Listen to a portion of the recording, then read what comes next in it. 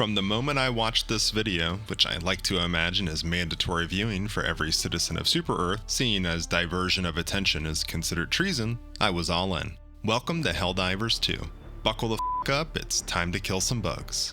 Now, I normally don't buy into hype around trending games like this. I've just been disappointed too many times over the years by picking up something that everyone's playing, only to put like 20 hours into it before setting it down and then moving on to whatever's trending next. This time though, it's different, because you see, the only thing better than freedom and democracy is delivering freedom and democracy, which man oh man, this game simulates in a fantastic fashion. From the weight, feel, and stopping power of the various handheld weapons, to the powerful explosive ferocity of ship-launched ordnance raining down mere feet away from you, I don't know if I've ever experienced something quite like it. Oh, and the icing on this cake of freedom?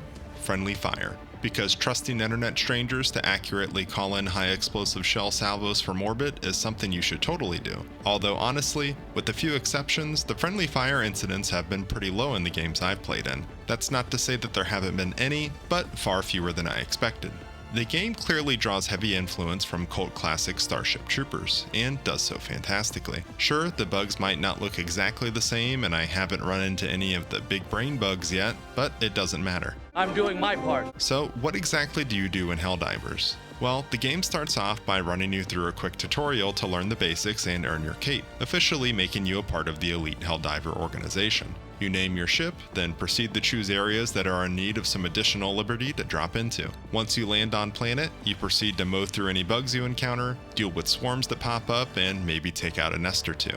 There's a good variety of enemy types, from small bugs to bigger bugs, and even bigger ones that I haven't yet encountered due to still being a relatively new player. Maps are also populated with points of interest that contain various goodies to pick up, such as ammo, heavy weapons, or components that can be used to craft upgrades for your ship that can give various bonuses like reducing cooldowns, increasing radar range, or more. You can opt to take on these maps either solo or using the game's built-in matchmaking, which normally I like to play games solo if possible. It just works better for me and my schedule. I have played a bit of this one like that, but the game definitely shines when you have at least one or two more additional people in your party. That's not to say that you couldn't play Helldivers entirely solo, it just might take a little while to unlock the equipment necessary to survive at some of the higher difficulties, which can ramp up enemy count and quality by quite a substantial amount, particularly once you move from medium to challenging. If you do happen to successfully extract, completing the mission sees you earn currencies that can be spent to unlock additional armor, weapons, and stratagems, which are a huge part of gameplay. So what the hell are stratagems? Would you like to know more?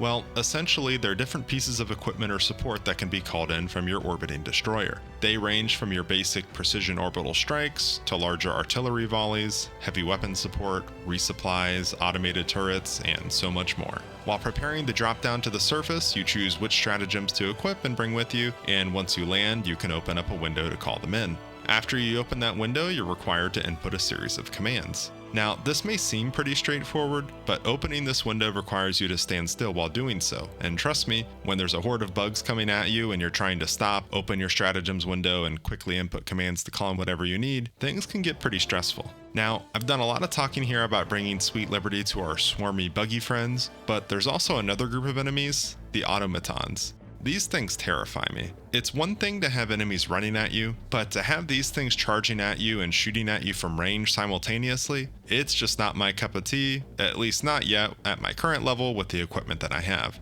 Thanks, but I'm gonna skip out on Robo Vietnam and go back to pest control. I'd also like to just briefly touch on the game's visuals and optimization. The game definitely looks great and doesn't run too shabby either. On my system, at 1440p, sporting a 5800X 3D CPU and a 6900XT GPU with the latest drivers, I average just over 100 FPS while recording with OBS. I do have a couple of settings turned down and I'm using the ultra quality upscaling setting, so not everything is cranked to max, but it still looks great.